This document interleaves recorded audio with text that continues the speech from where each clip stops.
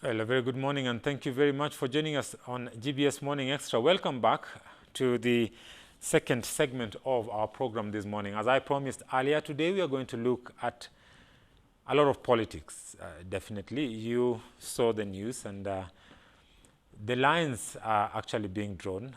The team allied to the former Prime Minister Raila Odinga came out first and issued a statement calling for the Deputy President to shape up or ship out. And immediately after that, we also saw on the other side of the divide, the team allied to the Deputy President come out strongly, accusing Raila Odinga of dividing the country and saying that he have hijacked the BBI process. Before I introduce my guest to you, let's first take a look at how these two teams, came out and spoke. But before we do that, I'd like us to play a footage of what actually I would say sparked all this debate. It's all started over the weekend where we saw the Deputy President in different occasions, but we're just going to pick on one occasion where he came out strongly and reminded Kenyans of what some Kenyans, I would say, seem to forget. I am the Deputy President of Kenya. I'm not a madman. I know what I'm saying.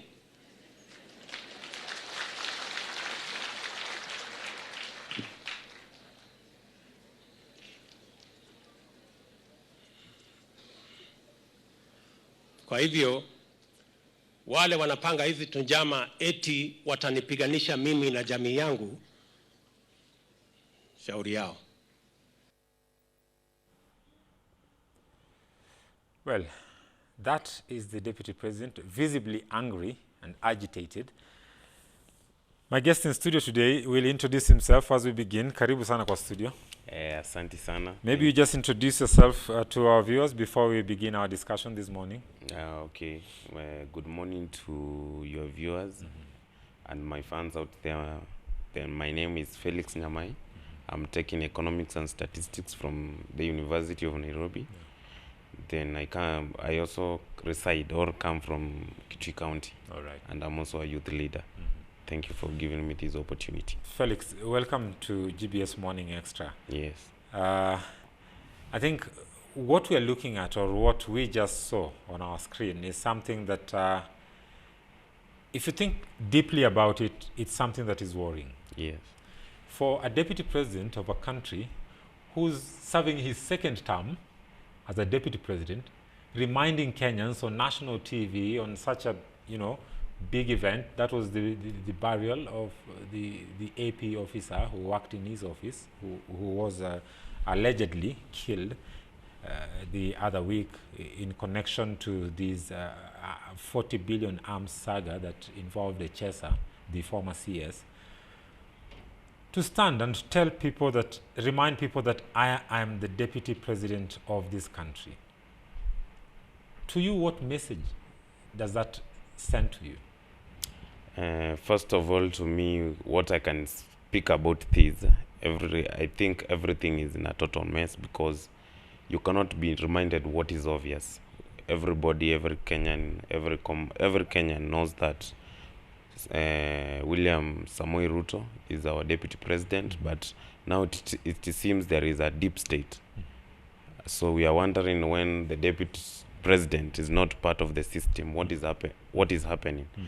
Then it is visibly our deputy president is so sad and so disappointed from the clip we have seen. Then I think we need to be told the facts and reliable information because we do not know what is happening.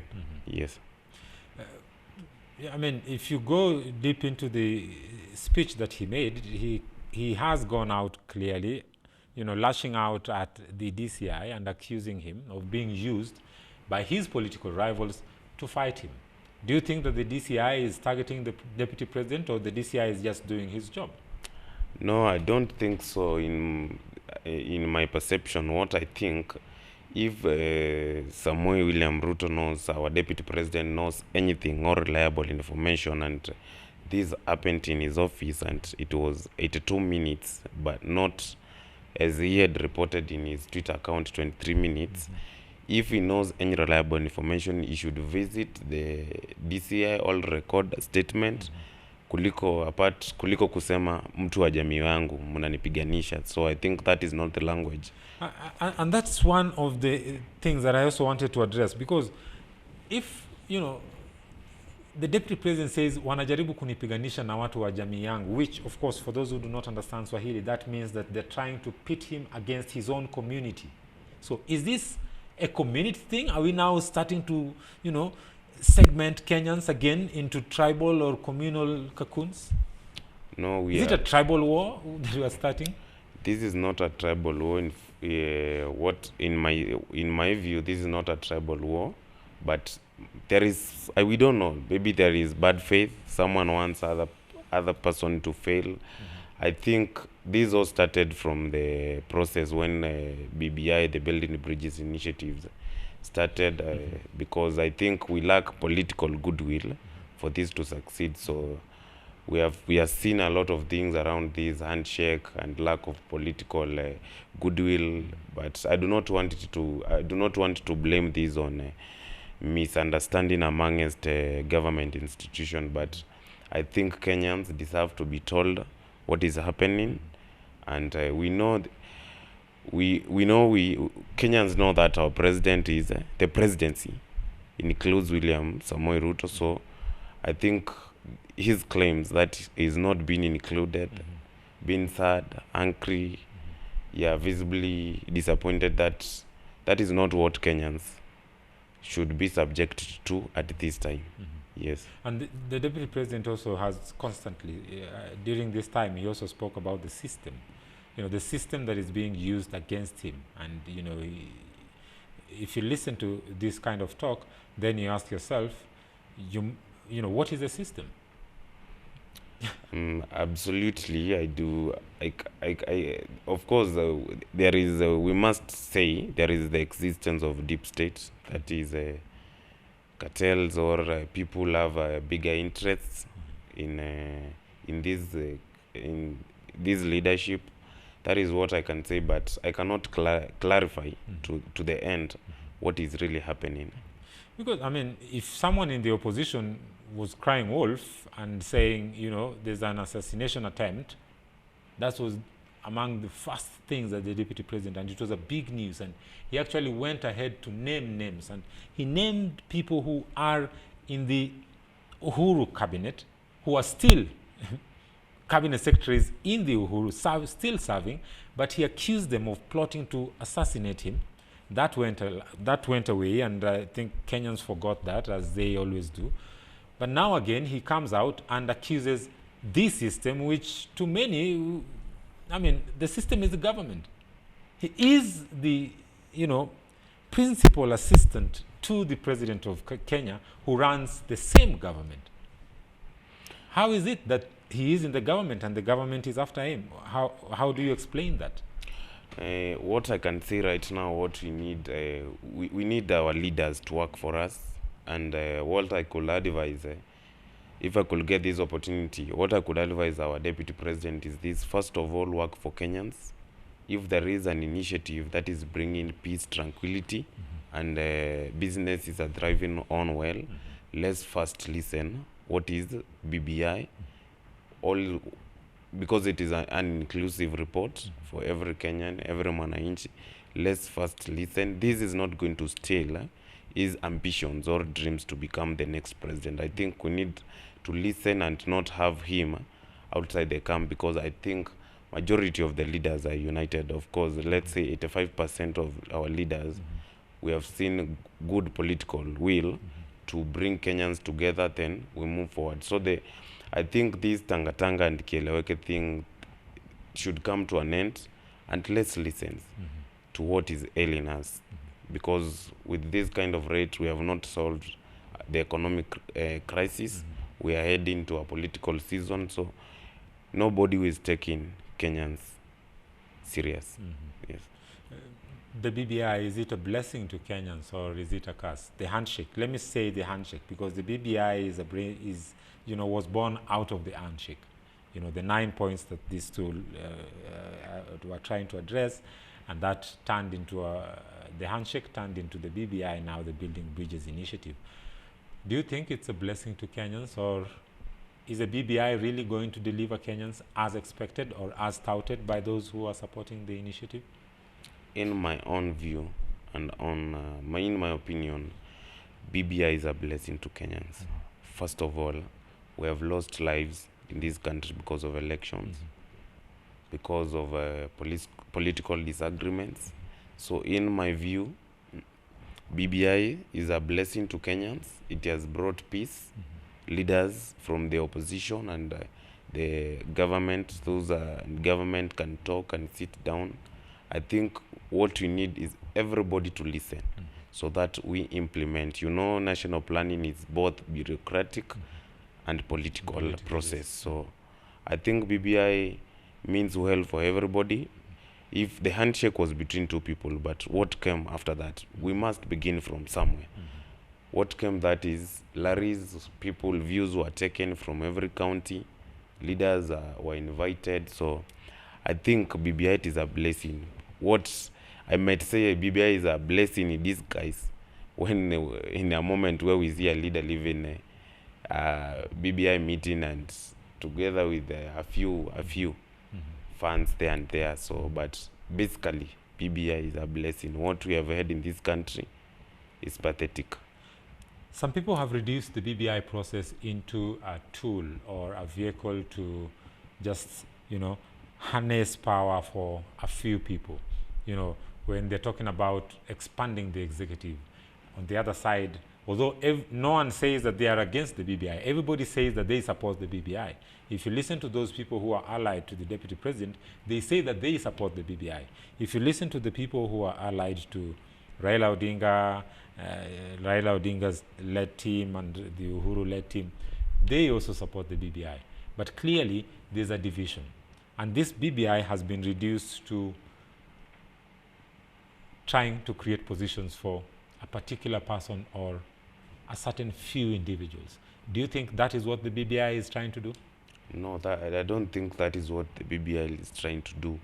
That touches the integrity of a leader. If during the daylight, broad daylight, you are supporting BBI, then during the night, you want your person, your tribeman to lead you. That is not being a statesman. What I think, what is questionable is the integrity of our leaders, not the BBI. Then I think that is a way of hijacking democracy, because I think we should move to a point of having inclusivity. Anybody can become a leader, yes, but not being greedy. I think that is being greedy and power hungry. Yes. I want us to listen to a bite here by some of the politicians. Yes. And this happened yesterday. We've got two teams that came out, but then first, I want us to listen to a team that actually came out to criticize the Deputy President, calling for his resignation and the accusations that they laid against the Deputy President. Let's listen in. The Public Accounts Committee has openly accused Ruto of launching ghost projects. He purportedly commissioned the Lower Nzoia irrigation project without the involvement of parent ministries and claimed credit for it. He does not launch the projects as an appropriate and official undertaking. To the contrary, he is driven by an overriding selfish and extraneous objective of promoting his egoistic ambitions to attain the office of president in 2022 by whatever means possible. We also note the issue of unbridled ambition. The Deputy President is definitely guilty of public misconduct and grave malpractices and has not lived up to the oath of office that he subscribed to before assuming that office. He has not brought honor to the nation and dignity to the office of the Deputy President and has failed to promote public confidence in the integrity of the high office. We are aware even in international media there is mention of his office on a constant basis in the recent past. He had rather rule Kenya than serve the people. He has not offered a selfless service based solely on the public interest. He is not honest, and his personal interests are in constant conflict with his public duties. With this state of affairs, we feel that William Ruto must shape up or ship out. He needs time and undivided attention to pursue the only thing and ambition that makes sense to him and meaning in his life, which is to dream and campaign for his 2022 presidential, presidential election. So I think that is our position as of now. Thank you very much. I would like to state as follows. The 2010 Constitution gives procedure under which power can be transferred. And the instruments of power were transferred to one person, that is President Uhuru Kenyatta. The instruments of power of a nation are not co-shared between the president and deputy. There is no co-president in this country. Ruto must respect the institution of presidency, respect the holder of the office, or ship out. We want a cohesive country. We don't want to drive this country. Well, Felix, three things I want us to look at from this statement. Yes. There's the issue of launching ghost projects. There's the issue of demeaning the office of the deputy president. And also there's the issue of the co-presidency. His critics are accusing him of trying to run some kind of a co-presidency, and that their take is that, you know, in Kenya we don't have two presidents. We have a president, and then he has his deputy, who does not share the same powers as himself. Do you think that Ruto is trying to assert himself as a co-president in this country? To some extent, yes. Why so? Why so? Why so? Because what I'm seeing, I think we have not left our old means, so to speak, because what we are still having, there is the Tanga and Kieleweke is what we are seeing, and I think our leaders, especially those who are being called so critics, it does not mean necessarily they are against William Ruto, but because there are some things, questionable things that have happened in his office, and so I think the people, the leaders who are opposing Samuel William Ruto, first they should show us that seriousness, because even if you could see what they address in first, they are laughing, then they adjust themselves, then they could, so that they can start speaking. So I think they cannot justify, because they are not this is not the body that is doing investigation, so they cannot come out and say clearly that Samuel William Ruto is guilty. But these are members of parliament and Senate drawn together, and what they're addressing, they're actually talking about, you know, the Public Accounts Committee coming out clearly, and also in the past, of course, we saw accusing the deputy president of sometimes even launching projects that don't even exist, and trying to take credit for that, which they have seen. They've said that, and it's been out there in the news several times. It's not once or twice that the Public Accounts Committee actually did speak about such. I cannot say these are members of parliament, of course, we know, but there is also another clip where we saw the people who are supporting Samuel William Ruto, but they are the majority compared to this. If they could, they are saying bring it on to later the bill, because they are confident they are majority. So I think what we have seen here cannot solve this, because if the bill comes, the impeachment bill, it will still fail. It may not go through here, because yes. But then is it all about the game of numbers, or is it about the kind of governance that Kenyans deserve? It is not. It is about the kind of governance that Kenyans deserve. Yes, because I believe Kenyans are being subjected to things that they do not even understand. As I sit here, I do not understand what is happening, because what's the squabble between the two parties? Yes, but because what we could be dealing with is, are we launching touchable infrastructural projects? Are there ghost programs? If are there, we go back to the drawing board. Are Kenyans being overtaxed, overburdened? I think there are serious issues about, is there money circulation in the economy? How we are going to sort the economic crisis? The projects so far which we have had, such as SGR, which we are paying highly, are all these things functional? The debt ceiling and everything. I mean, right now, if you speak to a common mwananchi anywhere in the country, not even common mwananchi, anyone who lives in Kenya and does business in Kenya, whether in a big scale or a small scale, it's quite agreeable that people are now feeling the brunt of the economy. It's not in a good state. But then, continuously, what we see from the political leadership, which we, of course, cannot divide because, you know, like you mentioned earlier, there is the bureaucratic and also there's the political aspect of governance. But then, do you think that the Deputy President has been launching ghost projects? There's a clip which has been going, lately have been going viral on social media where he, during their term when they were seeking for the second term in office, they spoke about, you know, about 7 stadiums that were still under construction. Not one of them exists. Yes, what I can say, I cannot say in particular that William Samoei Ruto has been launching ghost projects, but what I have seen, William Ruto has been helping the needy. That is first. Either the money is stolen or not, that I cannot know, but he has been helping. Secondly, the existence of ghost workers, ghost projects, it's not only found in the office of the Deputy President, even in our counties.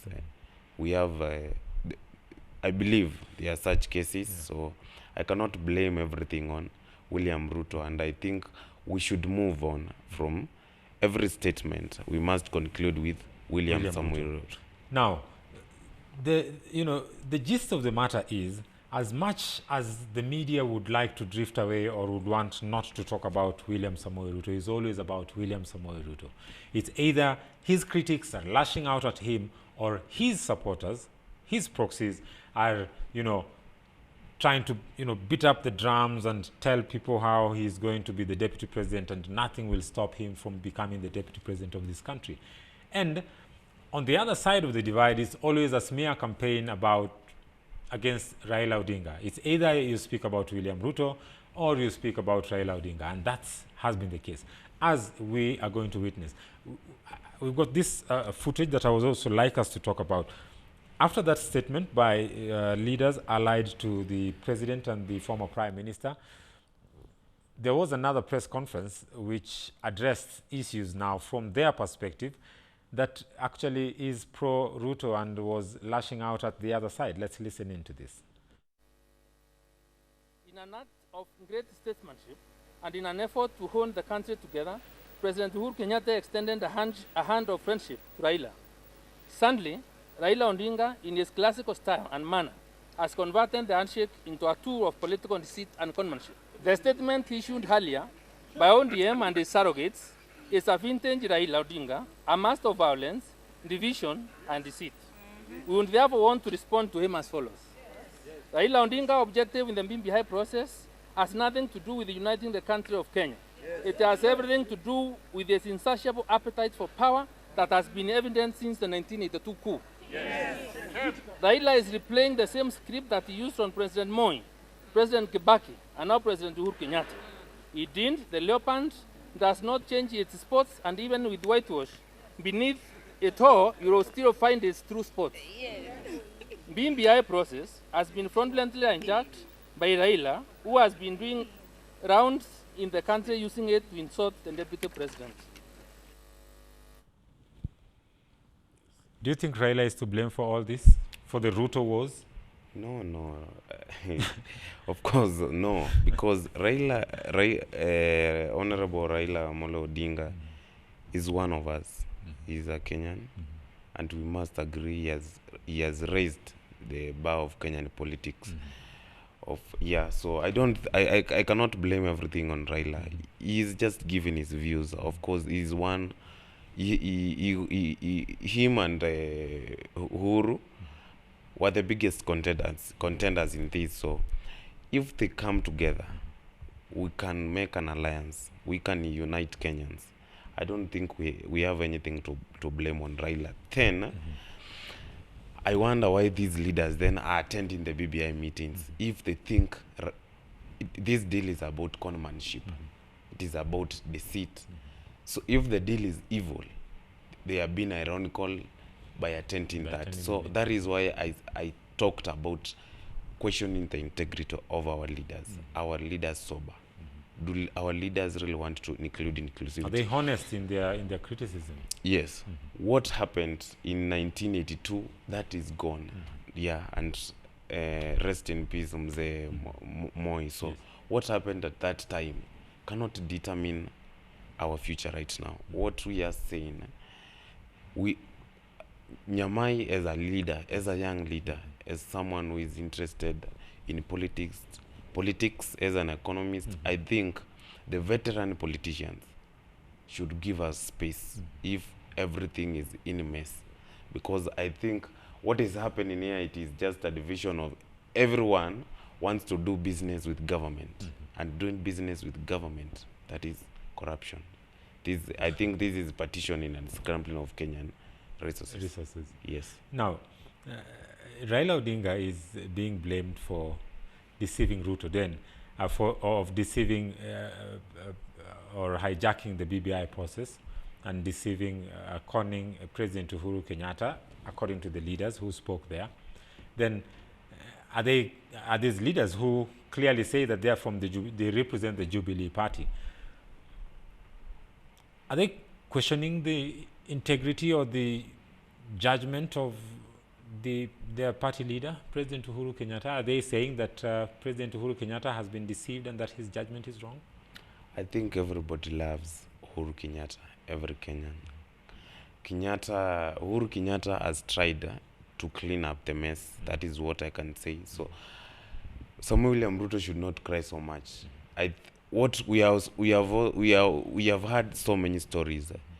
They are the same people who let a class 8 dropout become cabinet minister. Yes. They could even have looked for a youth or someone who is qualified to be in that position. So I think they have had boardroom meetings, and now everybody wants to become the president of this, but now they cannot agree. I do not know if these promises they were doing, they were sober or not. I think at some point they become so overambitious, and now the situation, they cannot contain the situation. Now you have to disappoint the other. But what I want to believe is, as a Kenyan, as a Mwananchi, we need to be given the truth. And the truth of the matter is that this is not the right time for us to start politics. I think if every leader gave BBI an opportunity, you read the document, you bring your proposals on the table, then akunanga chenye kina mwanzo bila mwisho. Everything has a beginning and an end. Then the BBI thing could end. Kenyans would either reject or accept. Then we move to the elections. So I think everything has been confused. So are you saying that these leaders are being dishonest? Because clearly you can see them in rallies and funerals and church fundraisers criticizing the BBI process. Some of them are senators led by the Senate Majority Leader, Kipchumba Murkomen, who has also attended some of these meetings. But then the other day, I think it's the day before yesterday, the Senate actually had an opportunity to present their views before the committee of the BBI, what do we call them, task force. Was it so difficult for them to wait for such an opportune moment to just air their views instead of politicizing the whole process? Because partly one would want to blame those who are, against the BBI process as, the ones who are perpetrate or who are actually making this to become more political than it is about, changing the laws of the country and also looking into the problems of Kenyans. Yeah, what I can say about that, I think the first clip that we saw, our leaders who came opposing William Ruto, they told him to shape up. Yes. So what I can say, if I could read from the body language, everybody was laughing. I'm sorry. Then afterwards, some few adjustments. Then they become serious. That it means there is plenty from their side. That is the not, other that side, has not been said. Yes, the other group, if you can see, after every statement, everybody is shaking his head or her head in agreement. They're cheering on. Yes, so it means there is a crisis. Of There's course, something that there is something that is not in order. Well, I think we have about maybe 3 minutes in conclusion. Yes. And it's quite unfortunate that we've seen even youthful leaders taking sides in these factions. Yeah. And, you know, if you look at the way they present themselves, they're not in the forefront, and their voice is not as articulately heard as the voice of the old guard who are making these statements. Yeah. Do we have youth leaders who can stand up to the kind of politics that we are doing in Kenya today and say, hey, this is not right? You know, where are the Nyamais who need to come out there from the universities? We've not seen universities come out, actually, university students. We've not seen comrades come out and criticize the kind of politics that we are now seeing, which some analysts are actually saying that if we go this way, then we are still going to divide the country as we've done in the past. What I could say, it is very untrue saying that comrades have not come out, particularly in the University of Nairobi. I'm an economist, and I'm also taking statistics. We have come out clearly and had proposals, but what we can see, our youthful leaders, they have invested in good PR. They are not showing us the leadership part, but they are good in PR. If they come, they have really invested in PR. If they come to you and talk about the 30% bill, we are going to push this. So we have pending issues first in our universities. We have insecurities. We have suspended students. So we need to sort something so that everything, our leaders need to help us. So what I could say, I would like to call upon all youthful leaders to be sincere. You know, everything, it is about money. Sure. It is about money. What we see, like, everybody is so eager, waiting to get some payment so that I can support here, because I think now what is being rewarded is sycophancy, not leadership.